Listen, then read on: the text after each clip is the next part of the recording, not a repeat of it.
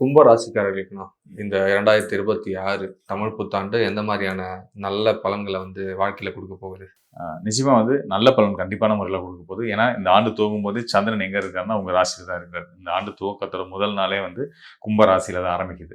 So, அப்படிங்கும்போது உங்களுக்கான ஒரு புது வாழ்க்கை ஆரம்பிக்க போகுது. புது பிறவி எடுக்க போறீங்க அப்படின்னே கூட சொல்லலாம். அந்த அளவுக்கு இந்த புத்தாண்டு உங்களுக்கான ஒரு புது ஆண்டு. உங்க வாழ்க்கையில பழைய கஷ்டங்கள், சங்கடங்கள் எதுவா இருந்தாலும் நம்ம போகியில போட்டு எரிக்கிற மாரி எல்லாத்தையும் மறந்துருங்க.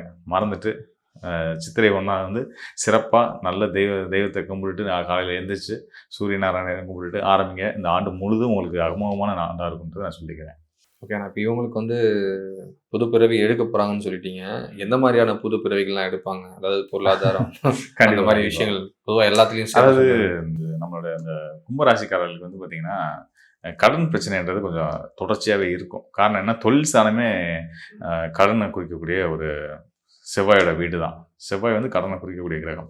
அப்படிங்கும்போது தொழில் ரீதியா குடுக்கல் வாங்கல், வரா நமக்கு வர வேண்டிய பணம் வராம நிக்கிறது, வாரா கடன்கள் இதனாலயுமே நெறைய சிக்கல் இருக்கும்.